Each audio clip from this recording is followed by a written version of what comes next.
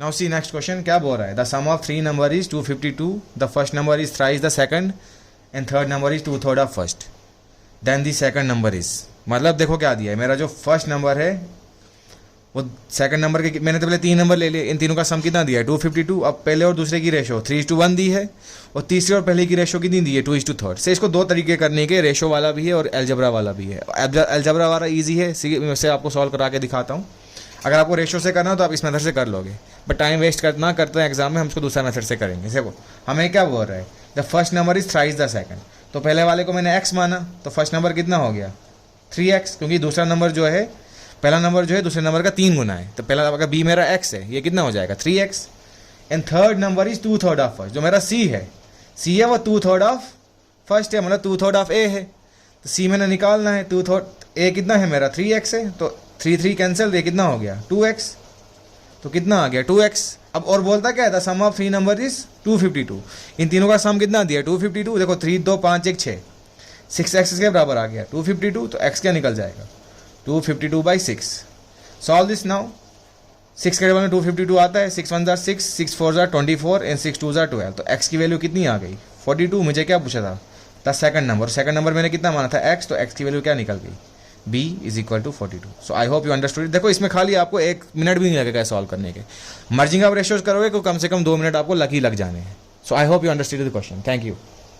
Next question देखते हैं। सी next question क्या बोल रहा है, ₹10,500 is divided among A B and C. मैंने 10,500 रुपये 3 लोगों में बांटे, ए और बी और सी से, such that A is 2/5 part of B and C, मतलब A is to B plus C, कितना दिया है 2:5, and share of B is 1 part of A and C, 1/2 part of A and C. किसका share है C का, तो C is to A plus C, कितना दिया है 1:2। Then find the share of each. मुझे ए को कितना मिला, बी को कितना मिला, सी को कितना मिला, वो फाइंड। देखो कल की क्लास में हमने ऐसा ही सिमिलर एक क्वेश्चन किया था जो कि इससे थोड़ा डिफिकल्ट था, सेम कॉन्सेप्ट हम यहाँ भी लगाएंगे। हम सम ऑफ रेशियोज करो, कितना 5 + 2 7, यहाँ 2 + 1 3। सी मुझे ए बी सी यहाँ पे भी है, ए बी सी यहाँ पे भी है, बट दोनों का सम तो डिफरेंट आ रहा है, सम सेम आना चाहिए था। तो नेक्स्ट स्टेप क्या था हमारा, हम एलसीएम लेते थे 7 और 3 का। 7 3 का एलसीएम 21 आ गया। अब 7 कितने था 21 इंटू 3, 3 कितने था 21 इंटू 7, इतना कर लिया। फिर हम करते क्या थे, सी यहाँ पे ए है, ए के कॉरस्पॉन्डिंग कौन सी रेशो है 2, तो 2 को किससे मल्टीप्लाई कर देंगे 3 से, तो A is to B is to C. मुझे पता है इन दोनों तीनों का सम कितना आना चाहिए 21 आना चाहिए। सी 7 3 21 एंड 7 3 21, इतना तो समझ गए। कल हमने यहाँ तक किया था, लेकिन हमने 4 रेशोज का किया था, आज थोड़ा इससे सिंपल है। तो A is to B into सी, तीनों रेशो का सम कितना आना चाहिए 21। तो मुझे ए फाइंड करना है, सी ए के कॉरस्पॉन्डिंग 2 नंबर है, इस 2 को किससे मल्टीप्लाई कर देंगे 3 से, तो 2 3 6। फिर यहाँ सी है, सी के कॉरस्पॉन्डिंग क्या है 1, उस 1 को किससे मल्टीप्लाई कर देंगे 7 से, 1 7 7। अब मुझे पता है इन तीनों रेशोज का सम कितना आना चाहिए 21, तो 7 + 6 13, 13 में क्या ऐड करूं 21 बन जाए, 13 में क्या ऐड करूं 21 बन जाए, तो क्या आ जाएगा 8। तो a is to B is to C की रेशो क्या निकल गई 6 is to 8 is to 7।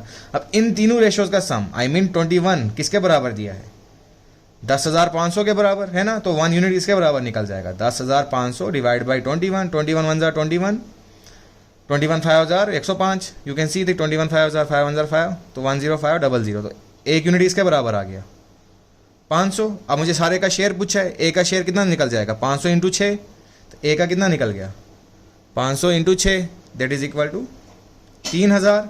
B का कितना निकलेगा 8 इंटू 500 4,000। सी का कितना निकलेगा 7 into 500, that is equal to 3,500। तो 3,000 4,000 और 3,500, 3,000 4,000 और 3,500, कौन सा हमारा पार्ट है 3,000 4,000 3,500। So let me cross check. तो ए का कितना आ गया 3,000, बी का कितना आ गया 4,000, सी का कितना आ गया 3,500। सो ऑप्शन ए, मैंने यहाँ ऑप्शन इंटरचेंज गलती से लिख दिए, बट ऑप्शन ए इसका आंसर आ जाएगा। So I hope you understood it. ये थे हमारे रेशो के क्वेश्चन, ठीक है। अब हम प्रोपोर्शन स्टार्ट कर देते हैं। तो let us start proportion now. See पहले कल हमने रेशो पढ़ा था। रेशो क्या होता है, comparison of 2 units with same, comparison of 2 quantities with same units. और रेशो को क्या मतलब होता है, पार्ट्स में डिवाइड करना। अब प्रोपोर्शन क्या होता है, प्रोपोर्शन का मतलब जब हमारी 2 रेशोज इक्वल हो जाती हैं, जब हमारी 2 रेशोज इक्वल हो जाती है, मतलब जो मेरी ए इज टू बी है वो किसके बराबर आ जाएगी सी इज टू डी के। और प्रोपोर्शन का सिंबल होता है 2 बार कॉलन लगा देना, ये वाला को, ये प्रोपोर्शन का सिंबल होता है। तो इसका क्या मतलब हुआ, जो मेरा A/B रेशियो है वो किसके बराबर है, C/D के। फॉर एग्जाम्पल सपोज 4:8 दिया है, मुझे चेक करना है क्या 4:8 मेरा 8:16 के बराबर है कि नहीं है। ठीक है, क्या 4:8 8:16 के बराबर है कि नहीं, आप चेक करके देख सो, मैं तो बता रहा हूँ है, आप चेक करके देखो। 4:8 को 4/8 लिख दिया, यहाँ पे 8/16 लिख दिया। देखो 4 1 4 4 2 8 8 1 8 1 8 2 16, तो 1/2 तो मेरा 1/2 के बराबर आ गया। तो मैंने क्या देखा, जो मेरी A/B है मतलब 4:8 इज प्रोपोर्शन टू 8:16। सो इसको मैं लिख सकता हूँ ना A/B किसके बराबर है, C/D के। तो यहाँ से मुझे कोई 3 नंबर दिए होंगे, एक अननोन दिया, कुछ अननोन को फाइंड करना हो। तो अननोन कैसे फाइंड करते हैं, क्रॉस मल्टीप्लाई से। मतलब जो मेरा A/D है किसके बराबर हो जाएगा, B/C के। बस ये आपने याद रखना है। और प्रोपोर्शन में अगला टॉपिक जो है आपको मीन प्रोपोर्शन और के बारे में पता होना चाहिए। ये मेन टॉपिक है मीन प्रोपोर्शन। इसमें 2 तभी आपने पढ़ने, होता है मीन प्रोपोर्शन, एक होता है 1:4 प्रोपोर्शन। ये 2 टॉपिक यहाँ पे इंपॉर्टेंट है प्रोपोर्शन में। ठीक है, सी मीन प्रोपोर्शन होता क्या है। सपोज मेरे पास रेशियो इस फॉर्म में दी है, जो A/B है वो प्रोपोर्शन है B/C के। तो इसका क्या मतलब है, जो मेरा A/B है वो किसके बराबर है, B/C के। तो इससे क्या निकला, मेरा जो B² है वो किसके बराबर है, AC के। तो ये फार्मूला आपको याद होना चाहिए। मीन प्रोपोर्शन में जो B² है वो किसके बराबर होता है, AC के बराबर। इसमें जो मीन प्रोपोर्शन है, इसमें A को हम बोलते हैं फर्स्ट प्रोपोर्शन, B को बोलते हैं मीन प्रोपोर्शन और C को बोलते हैं थर्ड प्रोपोर्शन। तो क्वेश्चन में आपको कोई 2 वैल्यू दी होंगी, तो एक अननोन होगा। जैसे मुझे बोला फाइंड मीन प्रोपोर्शन, A और C दिया होगा, या बोला फाइंड थर्ड प्रोपोर्शन, A और B दिया होगा। तो whatever is asked in the question we can do it in the examination. So let us see question on proportion now.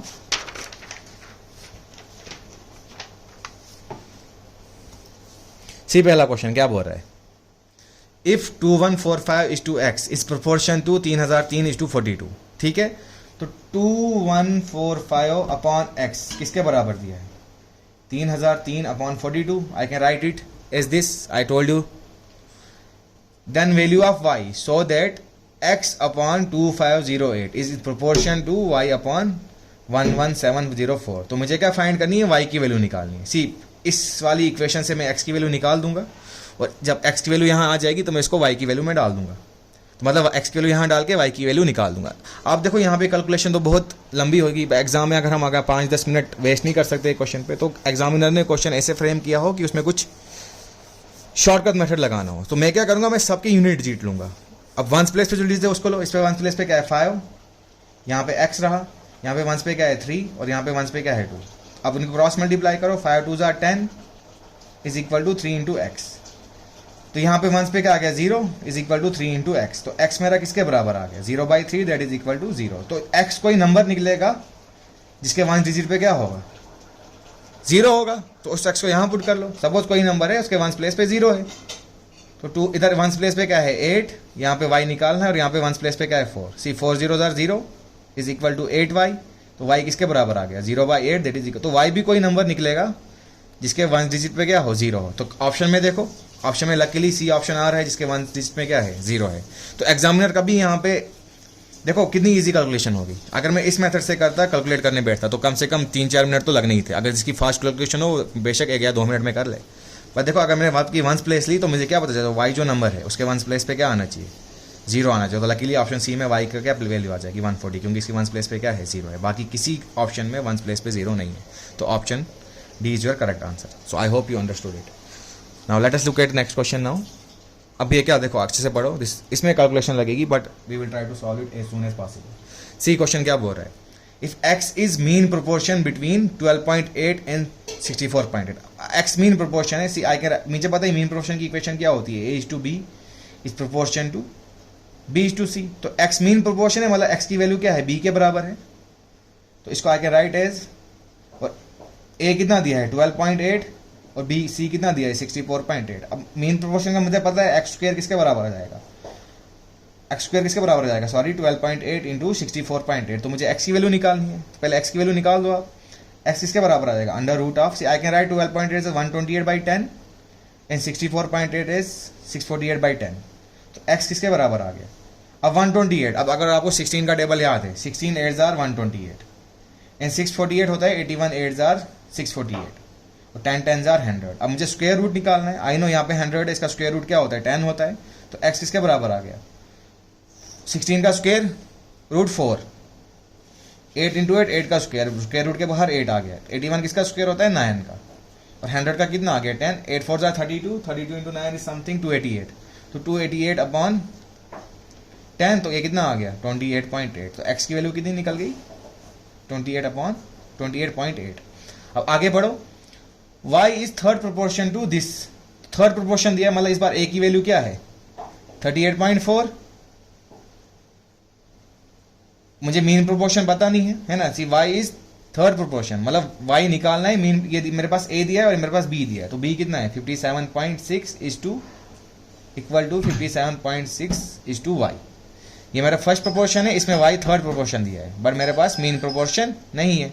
Sorry, मेरे पास मीन प्रोपोर्शन है, मेरे पास थर्ड प्रोपोर्शन नहीं है, मुझे थर्ड प्रोपोर्शन फाइंड करना है। सेम कॉन्सेप्ट इसमें भी, जो मेरा 57.6 का स्क्वायर है किसके बराबर आ जाएगा 38.4 इंटू वाई, तो y किसके बराबर निकल गया 57.6 इंटू 57.6 अपॉन 38.4। सी ये पॉइंट कट गया, तो 192 2 आर दिस, 192 3 आर दिस। अब y को सॉल्व करो, इसको इससे मल्टीप्लाई करके डिवाइड बाई 2 करो, तो y आपका अप्रॉक्सीमेटली 86.4 आ रहा है। ठीक है, क्वेश्चन में मुझे क्या पूछा है 2x इज टू वाई, तो x इतना है तो 2x कितना होगा 2 इंटू 28.8, तो 2 इंटू 28.8 इज टू 86.4। अब 86.4 देखो 288 इंटू 3 करो, 8 3 24, 864, तो आई can right 2 into 28.8 is 3 into 28.8, क्योंकि 3 28.8 इज इक्वल टू 864। 28 एंड 28 हमारा कट गया, तो आपकी रेशो कितनी आ गई फाइनल 2:3। तो option A is correct answer. से इसमें कैलकुलेशन लगी, बट ये मैंने क्वेश्चन जानबूझ के लिया ताकि आपको मीन प्रोपोर्शन क्लियर हो जाए और थर्ड प्रोपोर्शन क्लियर हो जाए। तो समझ गए, तो बेसिक इक्वेशन ये होती है हमारी मीन प्रोपोर्शन की। इस क्वेश्चन में हमें एक्स मीन प्रोपोर्शन दिया था और ए और सी हमें दिए हुए थे, तो ये फर्स्ट प्रोपोर्शन ये थर्ड प्रोपोर्शन। इसको सॉल्व करके एक्स की वैल्यू निकाल दी, बट इस इक्वेशन में हमें मीन प्रोपोर्शन दिया था और फर्स्ट प्रोपोर्शन दिया था, बट वाई हमारा थर्ड प्रोपोर्शन था, तो सेम कॉन्सेप्ट लगा के वाई निकाल दिया। तो एंड पे क्या पूछा था 2x इज टू वाई। So I hope you understood it. Now let's see the next question. See this is very easy, sub duplicate ratio. Sub duplicate ratio होता क्या, I will tell you. See मेरे पास ratio क्या दी है 1/0.16 is in ratio with 1/0.81। इसको cross multiply कर दो, आई can write it है 0.16 किसके बराबर है 0.81। इसको मैं और लिख सकता हूँ 16/100 किसके बराबर 81/100। तो कितना आ गया 16:81।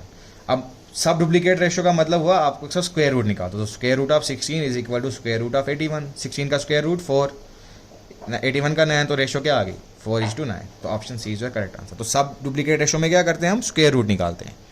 अब यही इसका जो बड़ा भाई है दैट इज सब ट्रिप्लीकेट रेशो। ट्रिप्लीकेट रेशो मतलब क्यूब रूट निकालना। तो कितना दिया है 1.728 इज टू 2.197। तो क्या आ जाएगा 1728/1000 इज टू 2197/1000। सी 1000 कैंसिल हो गया। अब मुझे पता है मुझे क्यूब रूट निकालना है 1728 का और 2197 का। अब ऑप्शन देखो, यहाँ सारे ऑप्शन या तो डेसिमल में है, बट खाली एक ऑप्शन मेरा होल नंबर में दिया है। अब आप खुद सोचो 8 किसका क्यूब होगा, जिसके 1 डिजिट पे 2 होगा, तो 12 का क्यूब मेरा होता है 1728, तो इसका 12 आ गया। तो 7 किसका क्यूब होगा, मतलब किस नंबर का क्यूब होगा, उसके 1 डिजिट पे क्या होना चाहिए, सोचो 3 3 9, 9 3 27, तो 3 होना चाहिए। तो 13 का आ जाएगा, तो option B is only matching. तो 2197 किसका क्यूब रूट है 13 का, तो यहाँ हम क्यूब रूट निकालते हैं। ऑप्शन देखो यहाँ पॉइंट 2 में ऑप्शन दिए थे, बट मुझे पता है क्यूब रूट जो निकालता हूँ मैं वो पॉइंट 2 में नहीं आएगा अकॉर्डिंग टू ऑप्शन। वो जो 1728 है वो 12 का क्यूब है और 2178 जो है वो 13 का क्यूब है। कम से कम 1 से लेके 1 के क्यूब से लेके 12 के क्यूब तक तो याद होने ही चाहिए, कम से कम बोल रहा हूँ मैं।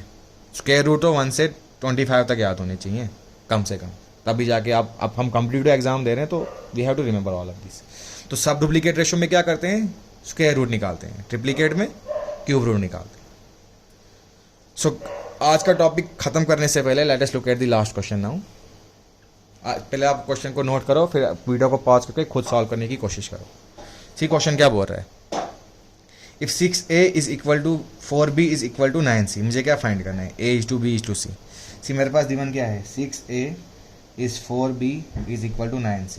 सी जब भी ऐसे क्वेश्चन आए तो इसको मैं लिख सकता हूँ 1/6, 1/4 और 1/9। अब ये क्यों लिखता हूँ मैं देखो बताता हूँ। इसको किसी कांस्टेंट k के बराबर मान जाओ, तो मेरा 6a भी k के बराबर है, मतलब a कितना आ जाएगा k/6, 4b भी k के बराबर है, b कितना आ जाएगा k/4 और 9c भी k के बराबर है, तो c कितना आ जाएगा k/9। क्वेश्चन में क्या बोल रहे हैं, सब इक्वल हैं, तो k/c is equal to k/4 is equal to k/9। फिर k कैंसिल, तो 1/6 किसके बराबर आ गया 1/4 और 1/9। तो जब भी ऐसे क्वेश्चन आएंगे अब दिमाग में बिठा दो, ऐसे सॉल्व करते हैं। तो 6 से किसके बराबर बन गया 1/6, 1/4 और 1/9। अब डिनोमिनेटर में क्या है 6, 4 और 9, और 6, 4, 9 का एलसीएम ले लो। LCM of 6, 4, 9 that will come out to be 36। तो इस सब नंबरों को 36 से मल्टीप्लाई कर दो, इंटू 36 इंटू 36। सी 6 1 jar 6 6 jar, 4 1 jar 4 9 jar, 9 1 jar 9 4 jar. तो 6:9:4 इज आवर आंसर। तो ऑप्शन डी इज मैचिंग। तो आई होप यू अंडरस्टूड इट। तो आज की क्लास में इतना ही, कल थोड़ा हाई लेवल के क्वेश्चन करेंगे। अब please before attending next class ये सब रिवाइज कर लो, बहुत इजी टॉपिक है, बहुत बेसिक टॉपिक है। So I will see you tomorrow इंशाल्लाह। अल्लाह हाफिज़।